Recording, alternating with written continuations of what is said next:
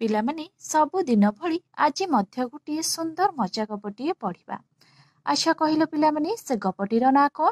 ସେ ଗପଟିର ନାଁ ହେଉଛି ଘୋଡ଼ାର ନିଦ। ତ ପିଲାମାନେ କହିଲ ଦେଖି, ଘୋଡ଼ା କିପରି ଶୁଏ? ଶୋଇକି ଶୁଏ ନା ଛିଡ଼ା ହେଇକି ଶୁଏ? ତ ପିଲାମାନେ এই ଛବିରେ ତମାନେ ଗୋଟିଏ ଘୋଡ଼ାର ଛବିକୁ ଦେଖିପାରୁଥିବ। ତ ନିହାତି ଭାବରେ ପିଲାମାନେ ଦେଖିପାରୁଥିବ ଘୋଡ଼ା କିପରି ଶୁଏ। ତ ପିଲାମାନେ এই ମଜା ଗପଟିକୁ ଆମେ ପଢ଼ିବା ଆଉ ଜାଣିବା ଘୋଡ଼ାର ନିଦ କିପରି ଆଉ ସେ କିପରି ଶୁଏ। ତ ପିଲାମାନେ ତା ପୂର୍ବରୁ ତମାନେ ଯଦି ଏହି ଚ୍ୟାନେଲରେ ନୂଆ ଅଛ ତାହେଲେ ଜଲ୍ଦି ଚ୍ୟାନେଲଟିକୁ ସବସ୍କ୍ରାଇବ୍ କରିଦିଅ। ତା ସହିତ ପାଖରେ ଥିବା ବେଲ୍ ଆଇକନକୁ ଦବାଇ ଦିଅ। ତ ପିଲାମାନେ ମୁଁ ଯେତେବେଳେ ବି ଏହିଭଳି ଭିଡ଼ିଓ ଅପଲୋଡ଼ କରିବି ସଙ୍ଗେ ସଙ୍ଗେ ତମମାନଙ୍କ ପାଖକୁ ନୋଟିଫିକେସନ୍ ଚାଲିଯିବ। ଆଉ ତମମାନେ ପ୍ରତ୍ୟେକ ଦିନ ଘରେ ବସି ଏହିଭଳି ଗୋଟିଏ ଲେଖାଏଁ ମଜା ଗପ ପଢ଼ିପାରିବ ଏବଂ ଶୁଣିପାରିବ। ତ ପିଲାମାନେ ଏବେ ଆମେ ମଜା ଗପଟିକୁ ପଢ଼ିବା। ତ ପିଲାମାନେ ଗପଟିକୁ ଆମେ ପଢ଼ି ନେବା, ତାପରେ ଜାଣିବା ଘୋଡ଼ା କିପରି ଶୁଏ ଆଉ ଘୋଡ଼ାର ନିଦ କିପରି। ତ ପିଲାମାନେ ଏବେ ଆମେ ପଢ଼ିବା। ଗୋଟିଏ ଲୋକ ଗୋଟିଏ ଘୋଡ଼ା ଓ ଗୋଟିଏ ଗଧ ରଖିଥାଏ। ଲୋକଟିର ଲୁଗା ଗୋଦାମ ବଜାରରେ କରିଥାଏ। ତ ପିଲାମାନେ ଗୋଟିଏ ଲୋକ କ'ଣ କରିଥିଲା ନା ଗୋଟିଏ ଘୋଡ଼ାଟିଏ ରଖିଥିଲା, ତା ସହିତ ଗୋଟିଏ ଗଧଟିଏ ମଧ୍ୟ ରଖିଥିଲା। ଲୋକଟିର ଲୁଗା ଗୋଦାମ ମଧ୍ୟ ବଜାରରେ କ'ଣ କରିଥାଏ। ଲୋକଟି କ'ଣ ଘୋଡ଼ା ଆଉ ଗଧ ରଖିବା ସହିତ ତା ସହିତ ବଜାରରେ ଗୋଟିଏ ଲୁଗା ଗୋଦାମ ମଧ୍ୟ କରିଥାଏ। ସେ ତାର ଲୁଗା ସବୁ ଗଧ ଉପରେ ଲଦି ବଜାର ନେଇ ବଣିଜ କରେ। ତ ପିଲାମାନେ ଯେହେତୁ ଲୋକଟି ଲୁଗା ଗୋଦାମ କରିଥିଲା, ସେ କ'ଣ କରେ ନା ଗଧ ଉପରେ ସବୁତକ ଲୁଗାକୁ ଲଦି ନେଇ ବଜାରରେ ସେ ବଣିଜ କରେ ବା ବିକ୍ରି କରେ। ସେ ଘରକୁ ଫେରିବା ବେଳକୁ ଘରର ସବୁ ଜିନିଷ ଯାକ କିଣି ପୁଣି ଗଧ ଉପରେ ଲଦି ଘରକୁ ଆଣେ। ତ ପିଲାମାନେ ସେ ଘରକୁ ଫେରିବା ବେଳକୁ ଯେହେତୁ ଗଧ ଉପରେ ସେ ସବୁ ଲୁଗାତକ ଲଦି ସେ କ'ଣ କରେ ନା ବଜାରକୁ ନେଇକି ଯାଏ ବିକ୍ରି କରିବା ପାଇଁ। ପୁଣି ଗଧକୁ ଧରି ସାଙ୍ଗରେ ଘରକୁ ଫେରିବା ବେଳକୁ ସେ ପୁଣି କ'ଣ କରେ ନା ଘରର ସବୁ ଜିନିଷ ହେଲା, ଘରର ଯେତିକି ସବୁ ଦରକାରୀ ଜିନିଷ ସେ ସବୁକୁ ସେ କିଣିକି କ'ଣ କରେ ନା ଗଧ ଉପରେ ପୁଣି ଲଦିକି ଘରକୁ ଆଣେ। ଯେଉଁଦିନ ତାର କାମ ନଥାଏ ସେଦିନ ସେ ଘୋଡ଼ା ଉପରେ ବସି ବୁଲିବାକୁ ଯାଏ। ତ ପିଲାମାନେ ଲୋକଟିର ଯୋଉଦିନ କିଛି ବି କାମ ନଥାଏ ସେ କ'ଣ କରେ ନା ଘୋଡ଼ା ଉପରେ ବସି ବୁଲିବାକୁ ଯାଏ। ଘୋଡ଼ା ଉପରେ ବସି ଯାଉଥିବା ବେଳେ ନିଜେ ଖୁବ୍ ଖୁସି ହୁଏ। ତ ପିଲାମାନେ ଘୋଡ଼ା ଉପରେ ବସି ଯାଉଥିବା ବେଳେ ଲୋକଟି ବହୁତ ଖୁସି ହୋଇଯାଏ, ଯେହେତୁ ସେ ଘୋଡ଼ା ଉପରେ ବସିକି ବୁଲିବାକୁ ଯାଉଛି। ଏଣୁ ଲୋକଟି ଘୋଡ଼ା ଉପରେ ବହୁତ ଖୁସି ହୁଏ। ତ ପିଲାମାନେ ଯେହେତୁ ସେ ଘୋଡ଼ା ଉପରେ ବସିକି ଯାଉଛି ସେ ବହୁତ ଖୁସି ହୁଏ ହେଲା। ବହୁତ ଖୁସି ହେବା ସହିତ ସେ ଘୋଡ଼ା ଉପରେ ମଧ୍ୟ ବହୁତ ଖୁସି ହୁଏ, ଘୋଡ଼ାକୁ ମଧ୍ୟ ବହୁତ ଭଲ ପାଏ। ତାକୁ ବହୁ ସଫା ସୁତୁରା ରଖେ, ତାକୁ ଆଉଁସି ଦିଏ, ତାକୁ ବହୁତ ଭଲ ଦାନା ବି ଖାଇବାକୁ ଦିଏ। ତ ପିଲାମାନେ ଯେହେତୁ ଲୋକଟି ଘୋଡ଼ା ଉପରେ ବସିକି ଯାଉଛି ସେଥିପାଇଁ ସେ ବହୁତ ଖୁସି ହୁଏ ଆଉ ଘୋଡ଼ା ଉପରେ ମଧ୍ୟ ବହୁତ ଖୁସି ହୁଏ। ତାକୁ ବହୁତ ଆଦର କରେ, ଯତ୍ନ କରେ, ବହୁତ ଭଲ ପାଏ। ସେଥିପାଇଁ ତାକୁ ସେ ବହୁତ ସଫା ସୁତୁରା ରଖେ ଆଉ ତାକୁ ମଧ୍ୟ ଆଉଁସି ଦିଏ, ତାକୁ ବହୁତ ଭଲ ଦାନା ବି ମଧ୍ୟ କିଣି ଖାଇବାକୁ ଦିଏ। ହେଲେ ଗଧ ଏସବୁ ଦେଖି ସହି ପାରେ ନା। ତ ପିଲାମାନେ ଗଧ ଆଉ ଘୋଡ଼ା ଏ ଦୁଇଟି ଯେହେତୁ କ'ଣ ମାଲିକ ରଖିଥିଲା, ସେ ଯେତେବେଳେ କ'ଣ ଘୋଡ଼ାକୁ ଭଲ ଦାନା ଖାଇବାକୁ ଦଉଛି, ତାକୁ ବହୁତ ଆଦର କରୁଛି, ସ୍ନେହ କରୁଛି, ଆଉଁସୁଛି, ବହୁତ ଭଲ ପାଉଛି, ଏସବୁ ଦେଖି ଗଧ ଏସବୁ ସହି ପାରେ ନା। କାରଣ ଘୋଡ଼ା ଭଲ ଦାନା ଖାଇଲା ବେଳେ ଗଧ ଶୁଖିଲା ଘାସ ବା ବାସି ତୋରାଣି ଖାଏ। ତ ପିଲାମାନେ ଘୋଡ଼ା ଯେତେବେଳେ ଭଲ ଦାନା ଖାଉଛି, ଭଲ ଖାଦ୍ୟ ଖାଉଛି ନା, ଆଉ ମାଲିକ ତାକୁ ବହୁତ ଭଲ ପାଉଛି, ସେତେବେଳେ ଗଧକୁ ସେଇଠୁ କ'ଣ ଖାଇବା ପାଇଁ ମିଳୁଛି ନା ଶୁଖିଲା ଘାସ ମିଳୁଛି ଆଉ ବାସି ତୋରାଣି ଖାଇବା ପାଇଁ ମିଳୁଛି। ସେଥିପାଇଁ ଏସବୁ କ'ଣ ଦେଖିକି ଗଧ ସହିପାରେ ନା। ତ ପିଲାମାନେ ଦେଖିବା ତାପରେ କ'ଣ ହେଲା। ବେଳେ ବେଳେ ଲୋକଟି କାମରେ ମଠୁଆ ହେଲେ ବାହାରେ ଦିପାହାରେ ବି ତା ଉପରେ ବସେଇ ଦିଏ। ତ ପିଲାମାନେ ଗଧଟି ଯେତେବେଳେ ଅଳସୁଆମି କରେ ହେଲା, ଅଳସୁଆମି କରେ ବା ମଠୁଆ ହୁଏ, ସେତେବେଳେ ମାଲିକ କ'ଣ କରେ ନା ତା ପିଠି ଉପରେ ପାହାରେ ଦିପାହାରେ ବସେଇ ଦିଏ। ଘୋଡ଼ା ଖୁବ୍ ଭଲରେ ରହୁଥିବାରୁ ଗଧ ସହିପାରେ ନା। ତ ପିଲାମାନେ ଘୋଡ଼ା ଖୁବ୍ ଭଲରେ ରହୁଛି, ତାକୁ ଭଲ ଦାମୀ ଖାଦ୍ୟ ମିଳୁଛି, ଭଲ ସ୍ନେହ ଭଲ ପାଇବା ଏସବୁ ମିଳୁଛି। ଗଧକୁ ଶୁଖିଲା ଖାଦ୍ୟ ଖାଇବା ପାଇଁ ମିଳୁଛି, ତୋରାଣି ମିଳୁଛି, ଏସବୁ ଦେଖିକି ଗଧ କ'ଣ କରେ ନା ସହିପାରେ ନା। ସେ ମାଲିକ ଉପରେ ରାଗୁଥିଲେ ବି କିଛି କହିପାରେ ନା। ତ ପିଲାମାନେ ଏସବୁ ଗଧ ଦେଖି ମାଲିକ ଉପରେ ବହୁତ ଜୋରରେ ରାଗେ, ତଥାପି ସେ ମାଲିକକୁ କିଛି କହିପାରେ ନା। ଯଦି କେବେ ରାଗି ଲୁଗା ତା ପିଠିରୁ ତଳକୁ ପକେଇ ଦିଏ, ସଙ୍ଗେ ସଙ୍ଗେ ଜୋରରେ ମାଡ଼ ଖାଇଥାଏ। ତ ପିଲାମାନେ ଗଧ ଯେତେବେଳେ ବହୁତ ଜୋରରେ ରାଗିଯାଏ ହେଲା, ଯେତେବେଳେ ଘୋଡ଼ାକୁ ବହୁତ ଭଲ ଖାଦ୍ୟ ଦିଆଯାଉଛି, ବହୁତ ସ୍ନେହ ଭଲ ପାଇବା ମିଳୁଛି, ଆଉ ତାକୁ ସେଠି କ'ଣ ଶୁଖିଲା ଖାଦ୍ୟ ଦିଆଯାଉଛି, ଏସବୁ ଦେଖିକି ଗଧ ସହିପାରେ ନା। ଆଉ ବେଳେ ବେଳେ ମାଲିକ ଉପରେ ରାଗିଯାଏ, ରାଗି ଯାଇକି ମାଲିକକୁ କିଛି କହିପାରେ ନା। ନ କହିପାରିଲେ ବି ମାଲିକ ଯେତେବେଳେ ଲୁଗା ଲଦି ତା ପିଠିରେ କ'ଣ ତାକୁ ବଜାରକୁ ନେଇକି ଯାଏ, ସେ ଗଧ କ'ଣ କରେ ନା ରାଗି ଯାଇକି ସେ ଲୁଗାକୁ ତଳେ ପକାଇ ଦିଏ। ତଳେ ପକେଇଲା ପରେ କ'ଣ ହୁଏ ନା ମାଲିକ ତାକୁ ମାଡ଼ ମାରିଥାଏ। ତେଣୁ ଗଧ ମାଡ଼ ଭୟରେ ସବୁବେଳେ ମାଲିକକୁ ଡରୁଥାଏ। ତ ପିଲାମାନେ ମାଲିକ ଯେହେତୁ ଗଧକୁ ବହୁତ ମାଡ଼ ମାରେ, ସେଥିପାଇଁ ଗଧଟି ମାଲିକକୁ ସବୁବେଳେ ପାଇଁ ଡରୁଥାଏ। ତଥାପି ସେ ମନେ ମନେ ଭାବେ ଯେ ଯେମିତି ହଉ ସେ ମାଲିକକୁ ଦିନେ ହଇରାଣ କରିବ। ତ ପିଲାମାନେ ତାପରେ ବି ଗଧ ଏତେ ମାଡ଼ ଖାଇଲା ପରେ ବି ସେ ମାଲିକକୁ କିଛି କହିପାରେ ନା। ତଥାପି ସେ ମନେ ମନେ ଭାବେ ଯେ ଦିନେ ନା ଦିନେ ସେ ମାଲିକକୁ ହଇରାଣ କରିବ। ତ ପିଲାମାନେ ଗଧଟି ଏଠି କ'ଣ କରୁଛି ନା ବହୁତ ଜୋରେ ରାଗି ଯାଉଛି, ଯେହେତୁ ଘୋଡ଼ାକୁ ବହୁତ ଭଲ ଖାଦ୍ୟ ଦିଆଯାଉଛି। ଏଠି କ'ଣ ତାକୁ ଆମ୍ବିଳା ତୋରାଣୀ ବା ବାସି ତୋରାଣୀ ଶୁଖିଲା ଖାଦ୍ୟ ଦିଆଯାଉଛି। ଏଠି ମାଲିକ ଘୋଡ଼ାକୁ ବହୁତ ଭଲ ପାଉଛି, ହେଲେ ଗଧକୁ କ'ଣ ଭଲ ପାଉନାହାନ୍ତି। ତାପରେ ଲୁଗା ଲଧିକି ବଜାରକୁ ନେଇକି ଯାଉଛନ୍ତି। ଏସବୁ ଦେଖିକି ଗଧ ଜମା ବି ସହିପାରିଲା ନାହିଁ।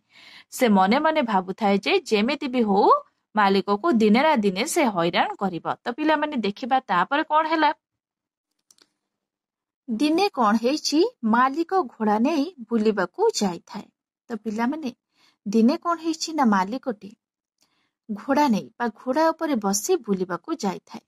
ମାଲିକ ଘୋଡ଼ା ଉପରେ ଚଢ଼ି ଘରକୁ ଫେରିବା ପରେ ସେଦିନ ସେ ଘୋଡ଼ାକୁ ଘୋଡ଼ାଶାଳ ଭିତରେ ନ ପୁରେଇ ଗଧ ପାଖରେ ଗୋଟିଏ ବାଉଁଶରେ ଖଟେଇ ଦେଇ ଘରକୁ ପଳେଇଗଲା। ତ ପିଲାମାନେ ଦିନେ କ'ଣ ହେଇଛି ନା ମାଲିକଟି ଘୋଡ଼ା ଉପରେ ବସି ବୁଲିବାକୁ ଯାଇଥାଏ।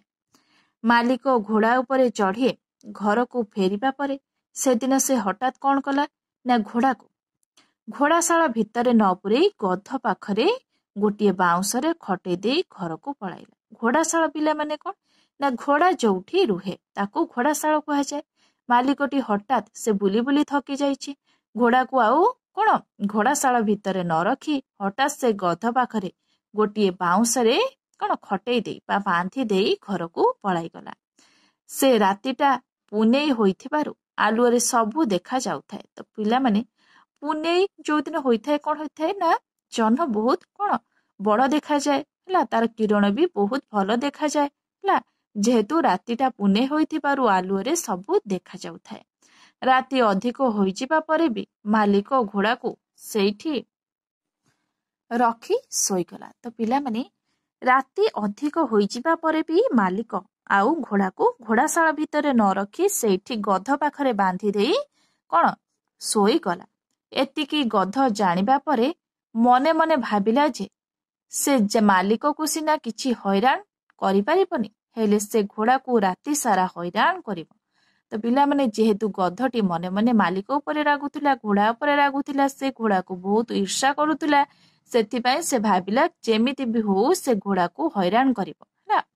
ସେ ଘୋଡ଼ାକୁ ରାତି ସାରା ଯେମିତି ବି ହଉ ହଇରାଣ କରିବ। ସେ ସିନା ରାଗିକି ମାଲିକକୁ କିଛି କି କହିପାରୁନଥିଲା, ସେ ମାଲିକକୁ ବହୁତ ଡରୁଥିଲା ହେଲା, ଯେହେତୁ ମାଲିକ ତାକୁ ବହୁତ ମାଡ଼ ମାରୁଥିଲା।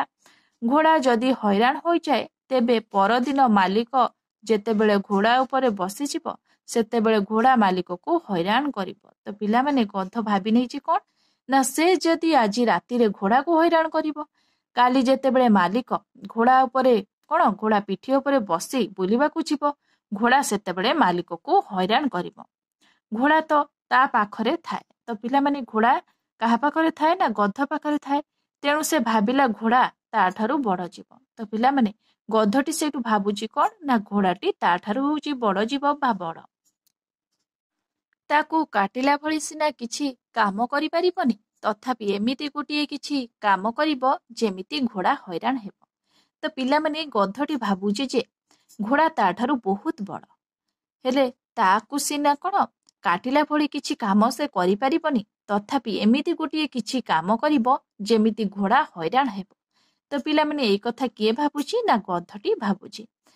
କେତେ ସମୟ ଭାବି ଠିକ କଲା ଯେ ସେ ଘୋଡ଼ାକୁ ରାତି ସାରା ଶୁଆଇ ଦେବ ନାହିଁ। ତ ପିଲାମାନେ ଗଧଟି ଭାବିଲା କ'ଣ? ନା ସେ ଯେମିତି ବି ହଉ ସେ ଘୋଡ଼ାକୁ କ'ଣ କରିବ? ନା ଆଜି ରାତି ଯାକ ଶୁଆଇ ଦେବ ନାହିଁ। ନିଜ ଯୋଜନା କଥା ଭାବି ନିଜେ ମନେ ମନେ ହସିଲା। ତ ପିଲାମାନେ ଗଧଟି କ'ଣ କଲା?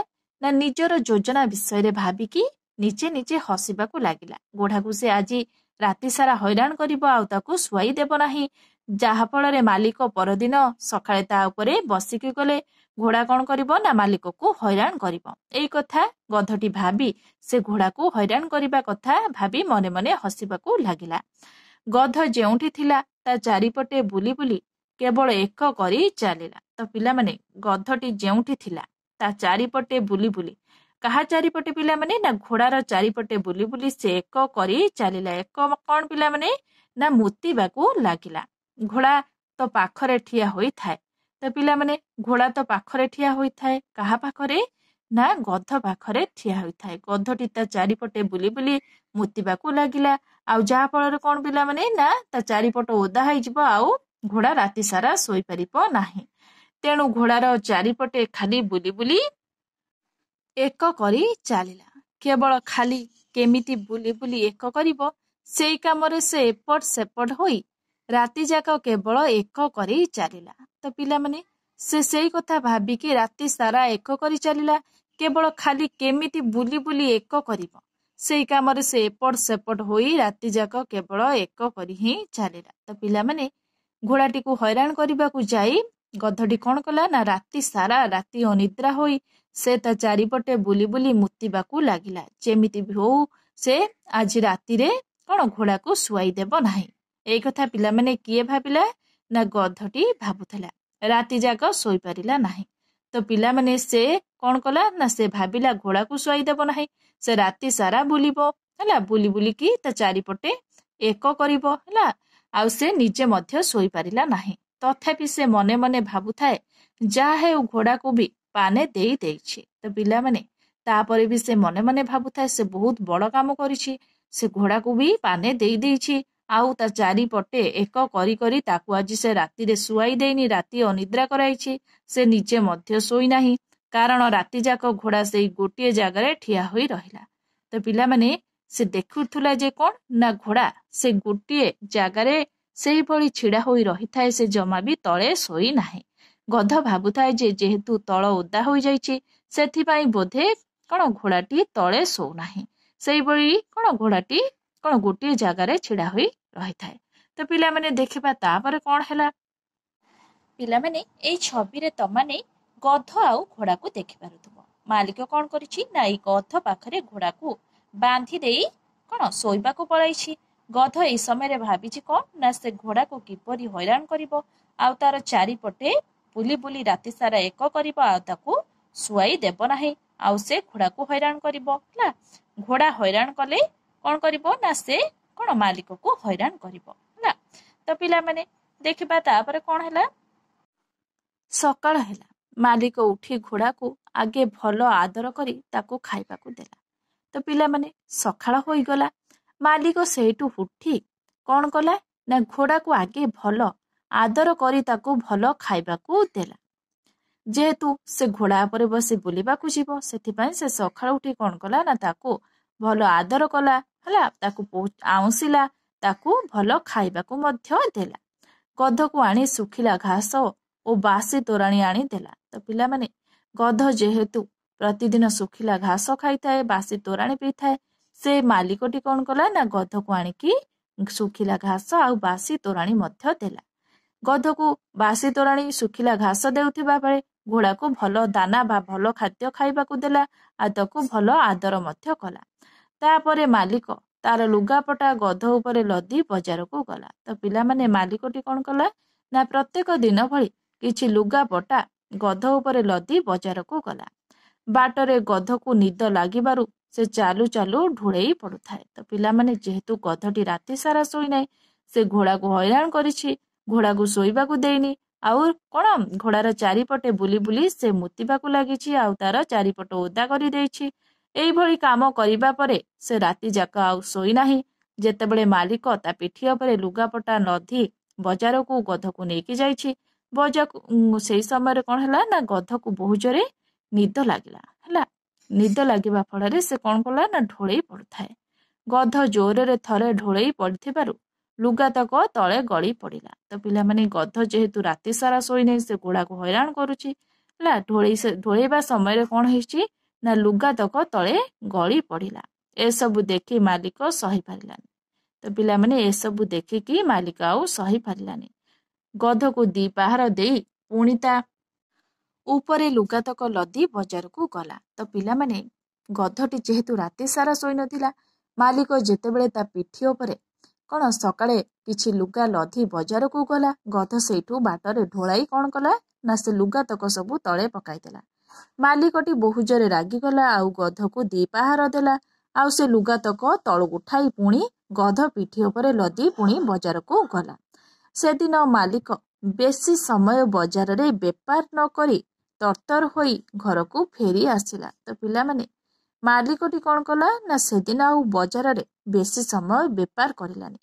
ସେ ତରତର ହୋଇ ଘରକୁ ଫେରି ଆସିଲା। ମାଲିକ ଘରକୁ ଆସି ନିଜେ ଖାଇଦେଇ ତାର ଘୋଡ଼ାକୁ ନେଇ ବୁଲିବା ପାଇଁ ବାହାରି ଗଲା।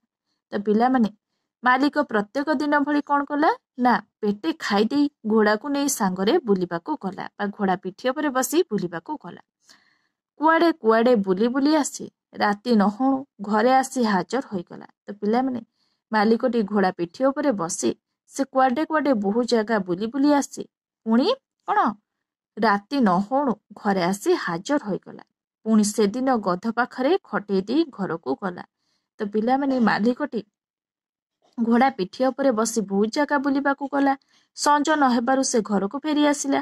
ପୁଣି ସେଦିନ ଭଳି ଘୋଡ଼ାକୁ ମଧ୍ୟ ଗଧ ପାଖରେ ଖଟେଇ ଦେଇ ତ ପିଲାମାନେ ପୁଣି ଗଧ ପାଖରେ ବାନ୍ଧି ଦେଇ ସେ ଘରକୁ ଗଲା। ତ ପିଲାମାନେ ଦେଖିବା ପୁଣି କଣ ହେଲା।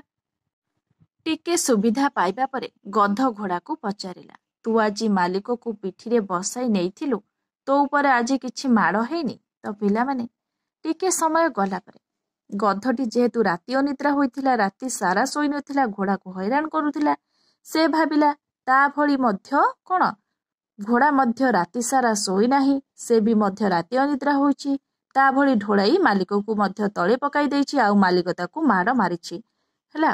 ତାପରେ କଣ ହେଇଛି ନା ଟିକେ ସୁବିଧା ପାଇବା ପରେ ଗଧ ଘୋଡ଼ାକୁ ପଚାରିଲା। ତ ପିଲାମାନେ ଗଧଟି ଘୋଡ଼ାକୁ ପଚାରିଲା, କଣ ପଚାରିଲା ଦେଖିବା। ତୁ ଆଜି ମାଲିକକୁ ପିଠିରେ ବସାଇ ନେଇଥିଲୁ। ତ ପିଲାମାନେ ଗଧଟି କହୁଛି ଘୋଡ଼ାକୁ, କଣ କହୁଛି ନା ତୁ ଆଜି ମାଲିକକୁ ପିଠିରେ ବସାଇ ନେଇଥିଲୁ, ତୋ ଉପରେ ଆଜି କଣ କିଛି ମାଡ଼ ହେଇନି? ଏଇଭଳି ପ୍ରଶ୍ନ ପିଲାମାନେ କିଏ ପଚାରୁଛି ନା ଗଧଟି ଘୋଡ଼ାକୁ ପଚାରୁଛି। ସେଇଠୁ ଘୋଡ଼ା କହିଲା, କାହିଁକି ମାଡ଼ ହେବ, ମାଲିକ ମତେ ବହୁତ ଭଲ ପାଏ। ତ ପିଲାମାନେ ଘୋଡ଼ାଟି ସେଇଠୁ ଗଧକୁ କହିଲା କଣ ନା କାହିଁକି ମୋ ଉପରେ ମାଡ଼ ହେବ, ମାଲିକ ତ ମତେ ବହୁତ ଭଲ ପାଆନ୍ତି, ମତେ ମାଲିକ ମାରିବା କଥା ଉଠୁନି। ତ ପିଲାମାନେ ଘୋଡ଼ାଟି କହୁଛି ମାଲିକ ମତେ ବହୁତ ଭଲ ପାଆନ୍ତି ଆଉ ସେ ମତେ କଣ ମାଡ଼ ମାରିବା କଥା ଉଠୁନି, ପ୍ରଶ୍ନ ଉଠୁନି, ମନେ ରଖ, ଗଧ କହିଲା।